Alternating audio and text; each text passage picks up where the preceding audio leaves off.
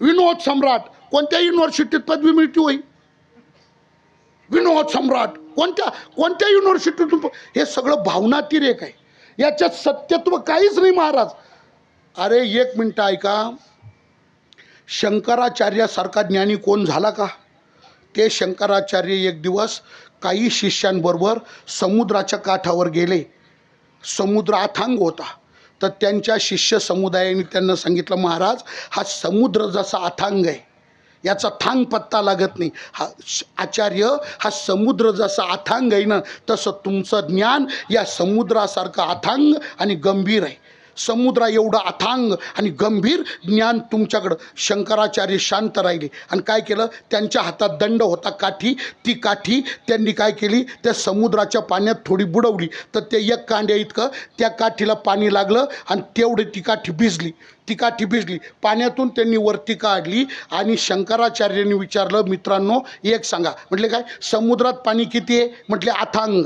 समुद्रात पाणी किती आहे? त्याचं थांग नाही, पत्ता आहे का त्याचं? समुद्रात पाणी किती आहे? अथांग. या काठीला लागलेलं पाणी किती आहे? एवढं एवढं. मग शंकराचार्य म्हटले, जगातलं ज्ञान समुद्रासारखं अथांग आहे आणि त्याच्यातलं माझ्याकडं या काठीला लागल्या पाण्याप्रमाणे एवढं एवढं आहे.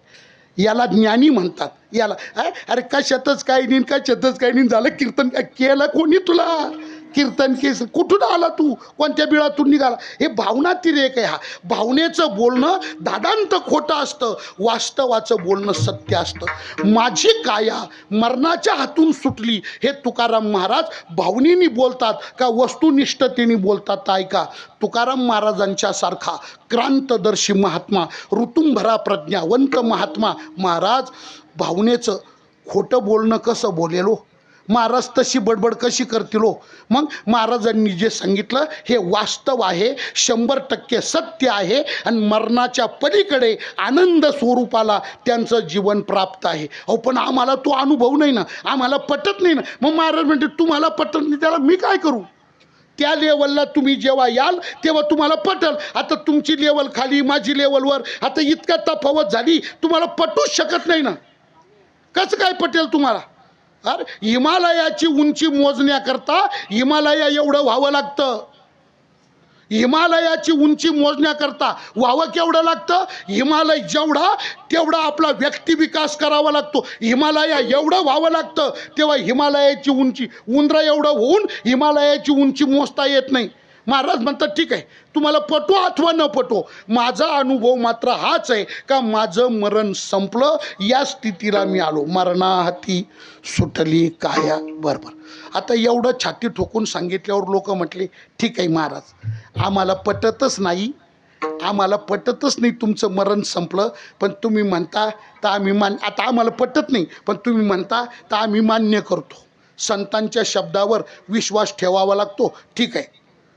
शास्त्रस्य गुरुवाक्यस्य सत्यम बुद्धेव धारणम असं विवेक चूडामणीमध्ये शंकराचार्यांचं वचन आहे. शास्त्रावर विश्वास ठेवावा, गुरुवाक्यावर विश्वास ठेवावा. शास्त्रस्य गुरुवाक्यस्य सत्यम बुद्धेव धारणम, तिथं सत्यत्व बुद्धी ठेवावी लागती. शंकराचार्यांनी विवेक चूडामणीत ठीक आहे महाराज, मान्य आहे आम्हाला. हे बा तुमचं मरण संपलं हा अनुभव आम्हाला पटत नाही, पण तुम्ही म्हणता ना नाईलाजानी आम्ही मान्य करतो. ठीक आहे, तुमचं मरण संपलं. बरं, आता आम्हाला असं सांगा, काय तुमचं मरण संपलं तर कशाने संपलं?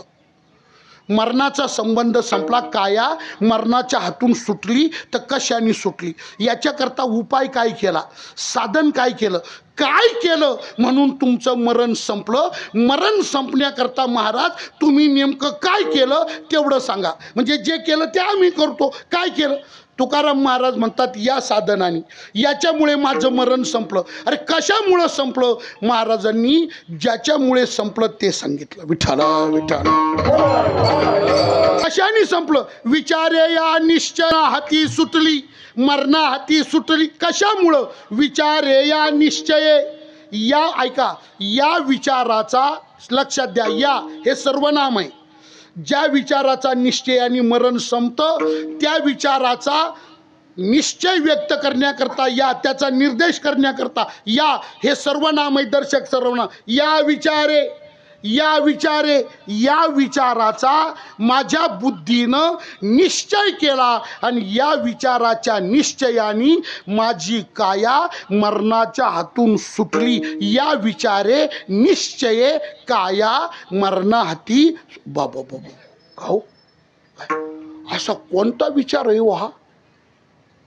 हा विचार कोणता आहे का ज्या विचाराचा निश्चय माणसाला मृत्यूच्या पलीकडे नेतो, ज्या विचाराचा निश्चय कायमचं मरण संपवतो? हा विचार नेमका कोणता आहे महाराज? कोणत्या विचाराच्या निश्चयाने मरण संपलं तुमचं? ऐका, पंचदशीमध्ये विद्यारण्यांनी या विश्वामध्ये, या संपूर्ण विश्वामध्ये रात्रंदिवस तीनच गोष्टींचा विचार चालतो. विचारामध्ये तीनच गोष्टी आहे. विचारात चौथा पदार्थ नाही, म्हणजे चौथी वस्तू, चौथी गोष्ट विचारात नाही. विचार कितीचा चालतो? तीन गोष्टींचा.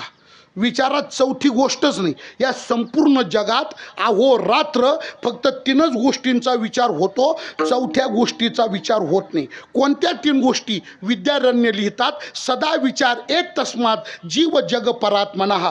जीव, जग आणि परमात्मा. जीवाचा विचार, जगाचा विचार आणि परमात्म्याचा विचार. विचारात चौथी वस्तू नाही, विचारात चौथा पदार्थ नाही. विचारात तीनच वस्तू, जीव, जग आणि परमात्मा. आणि सर्व काळ यांचा विचारचा तो सदा विचार एक तस्मात. कोणाचा?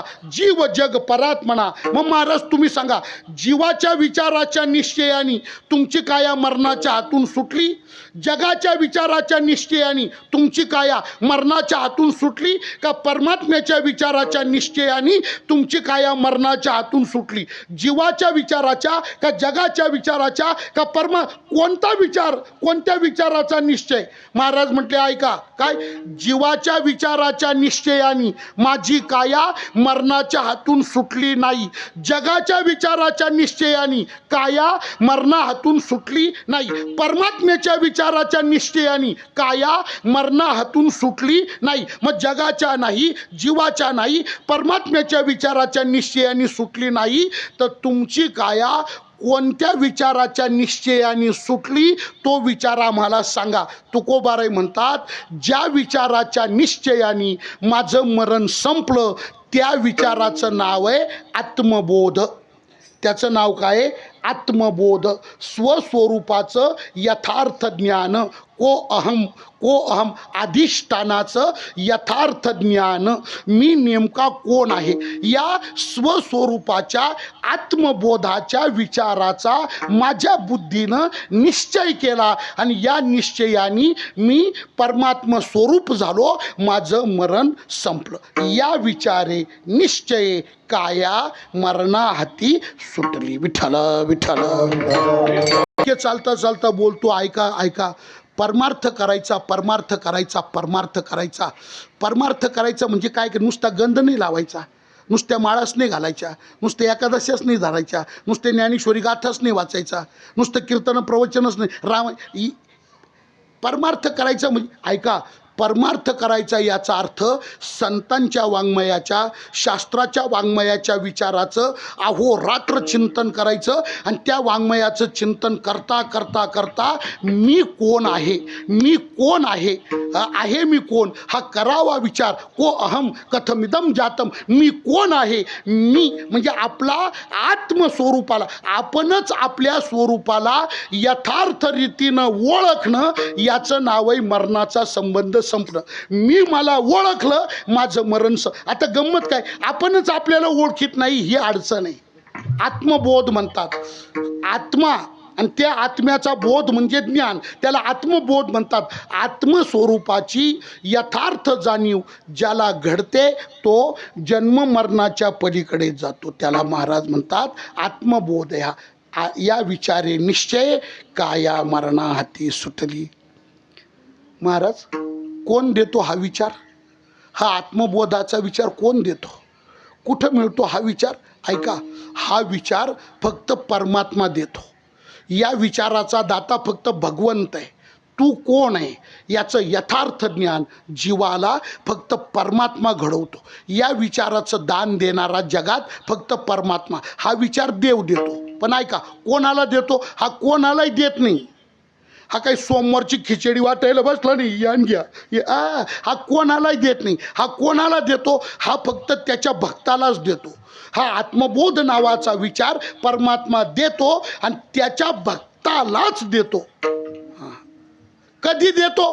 त्या भक्ताच्या मृत्यू काळाच्या वेळी देतो, अंतकाळाच्या वेळी देतो. परमात्मा तिथं येतो आणि त्याला आत्मबोध देऊन जन्म मरणातून कायमचं मुक्त करून टाकतो. हा विचार. पण त्या भक्ताचं लक्षण काय? असं कोण भक्त कसा? त्याचं लक्षण सांगितलं. 1 मिनिट ऐका, 1 मिनिट तुम्ही गीतेच्या 8व्या अध्यायात या. 1 मिनिट गीतेच्या 8व्या अध्यायात या. आले का? हात म्हणा. अरे येऊ नका पण हात म्हणा.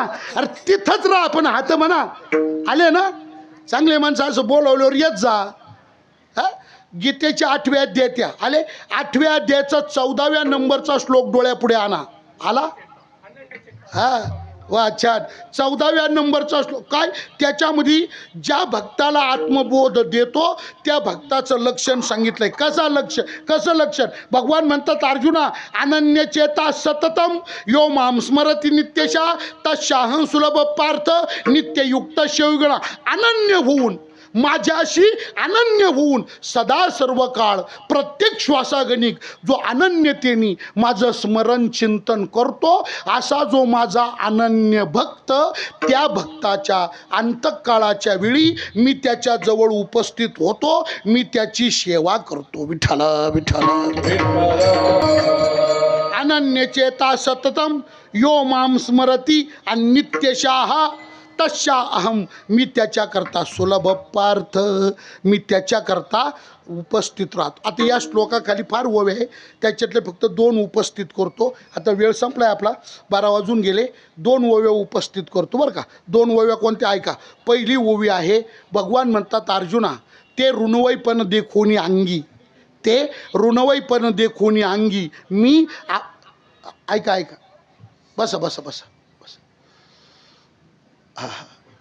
भगवान म्हणतात, अर्जुना, ते ऋणवैपण देखोनी अंगी मी आपुलियाची उत्तीर्णत्वा लागी भक्ताची या तनु त्यागी परिचर्या करी. त्या भक्तानी, त्याच्यामध्ये एक पद फार महत्वाचं आहे, निष्कामता. आपण केलेल्या सेवेचं ऋण देवाच्या डोक्यावर कधी होतं? त्या सेवेतून आपण कोणतीच अपेक्षा करीत नाही. निरपेक्ष भावानी जी सेवा केली जाते ना, त्या सेवेचं देवावर कर्ज होतं बुवा, त्याचं ऋण. त्याला काय म्हणतात? निरपेक्ष. हा, भक्ताचं लक्षणच सांगताना 12व्या अध्यायात काय? अनपेक्ष सुचिरदक्ष उदासीनो गतव्यता सर्वारंभ परित्यागी यो मत भक्त समे प्रिया. हा, जयाच्या ठाई पांडवा अपेक्षे नाही रिगावा. ज्याच्या ठिकाणी सेवा करतो, भक्ती करतो, कोणती अपेक्षाच नाही. श्रीमद भागवतात निरपेक्षम मुनिम शांतम निर्वैरस समदर्शनम निरपेक्ष. हा, निरपेक्ष. आणि तुम्हाला सांगू का, ऐका, परमार्थाचं नाक आहे निरपेक्षता. काय परमार्थाचं? काय भावार्थ रामायणात नाथ महाराज लिहितात, परमार्थाचे मुख्य बीक, परमार्थाचे मुख्य बीक निरपेक्षता ते नाशिक. नाशिक म्हणजे नाक, पंचवटी नाशिक नाही, नाशिक म्हणजे नाक. निरपेक्षता, इथं निरपेक्षता, करायची सेवा, इच्छा कोणतीच नाही. विठ्ठल विठ्ठल विठ्ठल. ऐक, इकडं नका पाहू, ऐकत राहा. मी काय सांगतो ते ऐका फक्त. कारण मी तुमची नजर ओळखली, पण तुम्हाला जसं वाटतं तसं नाही आहे. नजर ओळखली मी तुमची, काय पाहतं तुम्हाला जसं वाटतं तसं नाही आहे. म्हणजे माझी ढेरी मोठी नाही, उपरनं लहान नाही. तुम्ही काय नजर लावली इकडं? मी सांगतो काय ते ऐका फक्त. विठ्ठला विठ्ठला विठ्ठला. 1 मिनटं फक्त विचार करा बरं का. आता परवा शेणा महाराजांची पुण्यतिथी आली, द्वादशीला. शेणा महाराज एका वारीला पंढरपूर दर महिन्याला जायचे. एका वारीला गेले, चंद्रभागेचं स्नान केलं, पुंडलिकरायाचं दर्शन केलं, नगर प्रदक्षिणा केली, मंदिरात आले. मंदिरात आले, देवाचं दर्शन घेतलं, आईसाहेबाचं दर्शन घेतलं, पश्चिम द्वाराने बाहेर पडले. आणि आता परत जायचं तर रस्त्याने चालता चालता एक जण ते दगड विकत होता, धार लावायचे, आपण साण म्हणतो त्याला, साणी, ते धार लावायचे दगड एक जण विकत होता. त्यांना वस्तारा कायम घासावा लागायचा. शेणा महाराजांनी एक आश्मा म्हणजे तो दगड ते सहान ते विकत घेतली बरं का, घेतली आणि शेणा महाराज घरी गेले. दुसऱ्या वारीला शेणा महाराज परत आले तर शेणा महाराज देवाच्या पाया पडले. तर भगवान रुक्मिणीला म्हटले, रुक्मिणी हे काय शेणा मागच्या वारीला आला नाही, नाही का? शेणा महाराज पाय पडून राहिले. देव रुक्मिणीला काय म्हणले, सगळे आले पण मागच्या वारीला शेणा आला नाही. रुक्मिणी म्हटले, आले होते देवा. नाही नाही, शेणा आला नाही, तुझ्या पाण्यात गडबड झाली गर्दीमुळं शेणा आला. मला चांगलं आठवतं ना, मी कोण कोण आलं ना मी चांगलं लक्षात ठेवले. सगळे आले पण शेणा देवा आला होता. तुम्हाला आता सध्या ना साठी बुट नाट्य झाली ना, तो ध्यानातच राहत नाही काही वयामानाने. अहो आला होता, नाही नाही शेणा आला नाही. अहो देवा आला, शेणा आला नाही रुक्मिणी, शेणा आला नाही. हां शेणा नाही आला. अहो देवा आला होता. शेणा मार म्हटले, अहो आलो होतो मी, काही खुना का. भगवान म्हटले, तू आला होता पण वारीला नव्हता आला, मग दगड घ्यायला आला होता. हो. शेणा महाराज तसेच घरी गेले. दुसऱ्या वारीला येताना परत तो दगड घेऊन आले आणि तो दगड चंद्रभागेत फेकून दिला आणि देवाच्या पाय. पुन्हा भगवान म्हटले, का गं या वारीला शेणा आलाच नाही. तो काय पाया पडून राहील. अगं तो वारीला नाही आला, मग नेलेला दगड चंद्रभागेत फेकायला आला. म्हणजे इतकी कणभर एवढी जरी अपेक्षा त्या भक्तीत निर्माण झाली तर 2 वाऱ्या रिजेक्ट केल्या. त्याच्या शेणा महाराजांच्या 2 वाऱ्या रिजेक्ट करून टाकल्या. रिजेक्ट. आता आपलं काय काय रिजेक्ट होत असेल ते पहा. रिजेक्ट. आपण नुसता 100-200 रुपयाचं सत्यनारायण करतो तरी त्याच्यामध्ये मालगाडी एवढं राहतं आपलं. अस्माकम सकुटुंबानाम सकल कुटुंबानाम सपरिवारानाम द्विपदानाम चतुष्पदानाम सर्वेत्र सुखी. अपेक्षा ते फार गोड आहे बुवा. एक सांगतो, वेळ संपलाय पण 1 मिनिट सांगतो. हिरण्यकश्यपूला नरसिंहाने मारलं आणि तांडव करायला लागला. क्रोधायमान झाला. का बरं एवढा क्रोध आला, तर त्या हिरण्यकश्यपूला फाडलं, त्याच्या आतडे गळ्यात अडकवले आणि असं गर्दीमध्ये पाहिलं तर प्रल्हाद कुठं दिसणं.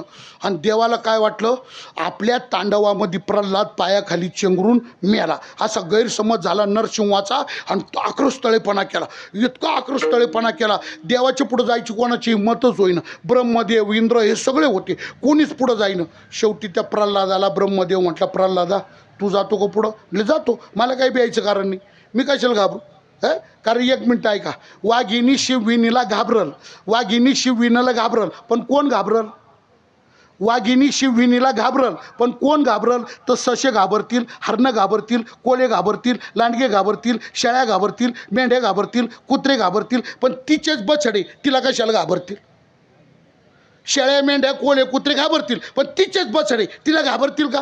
तसं देव किती जरी अकराळ विक्राळ आक्रस्तळे बनला तर त्याचा धाक दैत्यांना, त्याचे भक्त त्याला कशाला घाबरतील? म्हटले मी नाही घाबरत. प्रल्हाद समोर आला आणि तो त्या गर्दीतून प्रल्हाद समोर आला. प्रल्हादाला समोर पाहिलं, भगवंतानी पटकन प्रल्हादाला उचललं, कडेवर घेतलं आणि त्याचा राग शांत झाला. नाम प्रल्हाद उच्चारी तया सोडविणार हरी, उचलून घेतला कडेवरी, भक्ती सुखे निमाला शांत. प्रल्हादाच्या डोक्यावरून हात फिरवला. प्रल्हाद भद्र भद्रंते, हे प्रल्हादा काहीतरी माग रे. प्रल्हाद म्हटला, नाही देवा माग. अरे मागावं लागतं बाबा, माग. नाही देवा. अरे तुला नाही बालबुद्धीचा आहे, तुला कळत नाही. त्वम बालिशा बालिशमते, मागावं लागतं. तो म्हटलं नाही देवा मला लागतच नाही, मी माग. अरे तुला कळत नाही प्रल्हादा. मग शेवटी त्या प्रल्हादाला राग आला. प्रल्हाद म्हटला, मी याला 100 वेळा नको नको म्हणतो ना हा मागच म्हणतो, मी नको नको म्हणतो ना हा मागच म्हणतो, काय लावलं यांनी? प्रल्हाद म्हटला, देवा नकोय मला. अरे मागाव. प्रल्हाद म्हटला, का रे देवा, काय तुला मराठीत सांगून कळत नाही का? इंग्लिशमध्ये सांगू? काय लावलं रे तू? मी नको म्हणतो, तो मागच म्हणतो, मी नको म्हणतो, काय लावलं रे तू? नकोय मला. तरी पण नरसिंह म्हटला, अरे मागावं लागतं बाळा.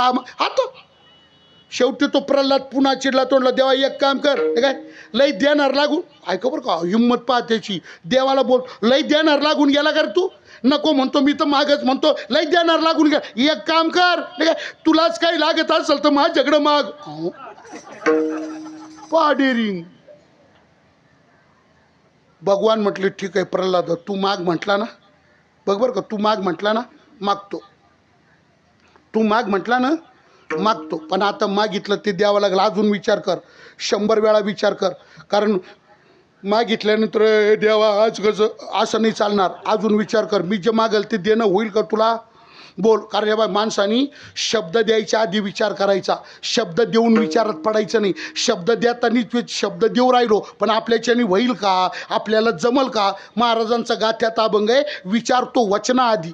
विचारतो वचनाआधी. वचन द्यायच्या आधी विचार करायचा. कारण वचना फिरे आधमते जन, आधमतेला प्राप्त व्हाल वचन न पाळाल तर. मग वचना फिरे आधमते जन, त्याच्याकरता विचार करा आधी. माईक पुढं आला म्हणजे बसा बसा बोलत राहू नका. याव करेंगे त्याव करेंगे, आयचा करेंगे त्याचा करेंगे, हे करून ते करून 5 वर्षामध्ये आपल्याच्यानी होईल का? आधी विचार कर, मग बाडा बोल. हा विचारतो. बघ प्रल्हाद, तू माग म्हटला, मागतो मी, पण मागितलं द्यावं. अरे माग, तुझा आज बघताय मी, मागे हातत नाही. माग, काय मागशील ते माग, मागशील ते देतो. बोल काय देऊ तुला?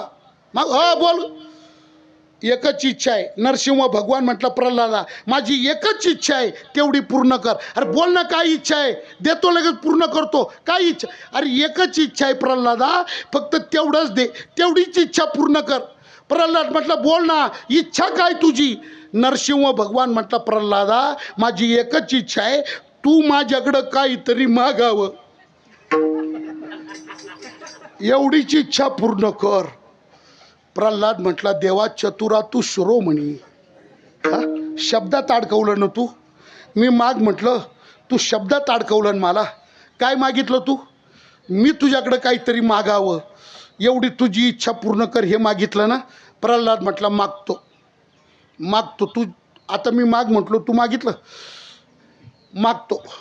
मागतो म्हटल्यावर नरसिंहाला आनंद झाला. बोल ना प्रल्हादा, काय देऊ तुला, काय देऊ? बस प्रल्हाद म्हटला, बस देवा ऐका, मागतो. अरे बोल ना, काय देऊ? एकच द्या देवा. काय द्या?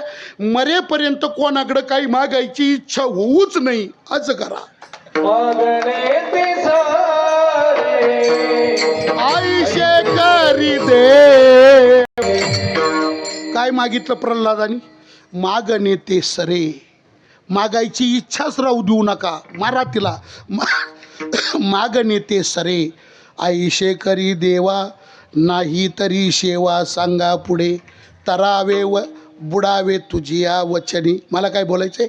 असा निरपेक्ष, अनन्य, सतत भगवत स्मरणात जीवन जगणारा जो भक्त, त्या भक्ताच्या अंतकाळाच्या वेळी त्या भक्ताचं ऋण होतं ना, आणि ते ऋण डोळ्यापुढं ठेवतो अर्जुना. आणि त्याच्या मृत्यूच्या वेळी मी तिथं जवळ जातो बरं का. ते ऋणवैपण देखून अंगी.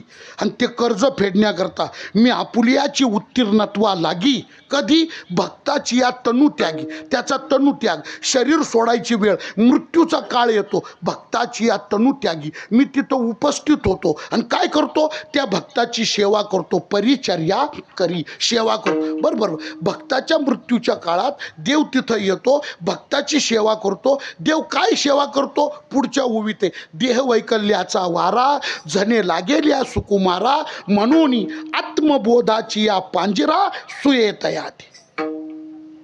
त्या भक्ताच्या अंतःकरणात विफलता निर्माण होऊ नये, त्याचं अंतःकरण मृत्यूच्या वेळी वैफल्यग्रस्त होऊ नये. आपण जर गेलो नाही, त्याला धीर दिला नाही, तर त्याच्यात वैफल्य येईल ना. त्या भक्ताला देवानी जर मृत्यूच्या काळात धीर नाही दिला, तर तो भक्त नैराश्यात जाईल ना. वैकल्य म्हणजे विफलता येईल ना त्याला. विफलता काय उपयोग नाही, काय उपयोग नाही. मग माळाही घातली, गंधही लावला, आणि एकादशी केली, कीर्तन, देवळं बांधले, देव बसवले, संत बसवले, वाऱ्या केल्या, पायी केल्या, आमकं केलं, निवृत्तीनाथाबरोबर गेलो, ज्ञानेश्वर महाराज तुकाराम महाराज बरोबर मज केलं, काय उपयोग नाही. एवढं केलं, काय नाही उपयोग, एवढं करून काय उपयोग नाही. अशी विफलता, याला वैफल्य म्हणतात. ही विफलता त्या भक्ताच्या चित्तात अंतकाळाच्या वेळी येऊ नये, मृत्यूच्या काळी येऊ नये. देह वैकल्याचा वारा, झने लागेल्या सुकुमारा, त्याला ती शिवू नये, याच्याकरता मी काय करतो? म्हणून आत्मबोधाची या, हा आत्मबोध मी त्याला देतो. जरी तुझा मृत्यूकाळ असला तरी तू मरणार नाही, तू अमर आहे, तू अमर आहे, हा आत्मबोध मी त्याला देतो आणि त्या आत्मबोधावर त्याला पवडवून टाकतो. आत्मबोधाची या पांजरा सुयेतयाती. पण आता 1 मिनटं ऐका, एक शब्द फार महत्त्वाचा आहे या अभंगातला. कोणता? त्यांनी वाऱ्या केल्या, त्यांनी परमार्थ केला, देवावर निष्काम भावनेतून त्यांनी कर्ज केलं, देव त्यांच्या मृत्यूच्या वेळी आला आणि देवानी त्यांना आत्मबोध नावाचा विचार देवानी त्यांना दिला. पण महाराज, नुसतं विचाराने मरण चुकत नाही हो. देवानी दिला, यांनी घेतला, पण नुसतं विचार प्राप्त होऊन मरण चुकत नाही. मग 1 मिनटं ऐका, त्या विचाराचा निश्चय महत्त्वाचा आहे. तुम्हाला सांगू का, फळ विचाराला नाही, फळ ज्ञानाला नाही. परत ऐका, फळ विचाराला नाही, फळ ज्ञानाला नाही, फळ निश्चयाचे बळ. तुका म्हणे त्याचे फळ निश्चयाला असतं. निश्चय महत्त्वाचा. मग महाराज म्हणतात, भगवंतानी तो विचार, आत्मबोध विचार आम्हाला दिला आणि त्या आत्मबोधाच्या विचाराचा माझ्या बुद्धीनं निश्चय केला आणि त्या निश्चयाने माझं मरण संपलं. म्हणून या विचारे निश्चये काया मरणाहाती सुटली. मरणाहाती सुटली काया विचारे या निश्चय. आता काय? आता काय नाही. आता नो टेन्शन, नो टेन्शन. आता आनंदी आनंद. आता काय? आता नासोनिया गेली खंती. चिंता संपली. आता एकच चिंता होती, मरणाची. चिंता कशाची होती? मरणाची. आणि आता आत्मबोधाच्या विचाराच्या निश्चयाने ते मरण संपलं. आता चिंताच नाही. आता सहज अवस्था आहे, आनंद आहे. त्या आनंदाचा उपभोग आहे, ब्रह्मानंदाचा उपभोग आहे आणि सहज उपभोग आहे. म्हणून नासोनिया गेली खंती सहज स्थिती भोगाची. बरोबर. आता दुःखच राहिलं नाही, आनंद मिळाला, ब्रह्मानंद मिळाला. दुःखाचा संबंध संपला. आता दुःखाचं दर्शन नाही. न देखेशे झाले श्रम. आणि कशामुळं? हे वर्म हातात आले वर्म. वर्म कोणतं? आत्मबोधाच्या विचाराचा निश्चय केला का मरण चुकतं, ब्रह्मानंद मिळतो, चिंता मिटती, सहज आनंद भोगायला मिळतो आणि दुःख कायमचं संपून जातं. दुःखरहित आनंद मिळतो. हे कशामुळं घडलं? तर आत्मबोधाच्या विचाराचा निश्चय, हे वर्म प्राप्त झालं आणि त्या वर्मामुळं हे सगळं जीवनामध्ये घडलं. न देखेशे झाले श्रम, आले वर्म हात आहे. बरोबर. महाराज, शेवटी त्या आत्मबोधाने तुम्हाला नेलं कुठं? अधिष्ठानाच्या ज्ञानापाशी नेलं, अधिष्ठान रूप केलं. अधिष्ठान रूप केलं म्हणजे काय? जिथून हा जीव आलेला होता, पुन्हा त्या आत्मबोधाने त्या जीवाला तिथं नेऊन पोहोचवलं. कुठं नेलं? तुका म्हणे कैची कीव कोठे जीव निराळा. परब्रह्म स्वरूप होता, त्या परब्रह्मापाशी जीवाला नेलं आणि जन्म मरणातून कायमचं मुक्त केलं. आत्मबोधाच्या विचाराचा निश्चय आणि त्या निश्चयाने घडलेली ही सगळी जीवनाची अवस्था तुकोबाराय म्हणतात. असा हा साधनेचा माझा अनुभव आहे. तुम्हाला पटो न पटो, मी तुम्हाला उपयोगी पडावा म्हणून तुमच्या पुढे सांगतो. त्याच्याकरता महाराज म्हणतात, मरणाहाती सुटली काया विचारे या निश्चये नासोनिया गेली खंती सहज स्थिती भोगाची. विठोबा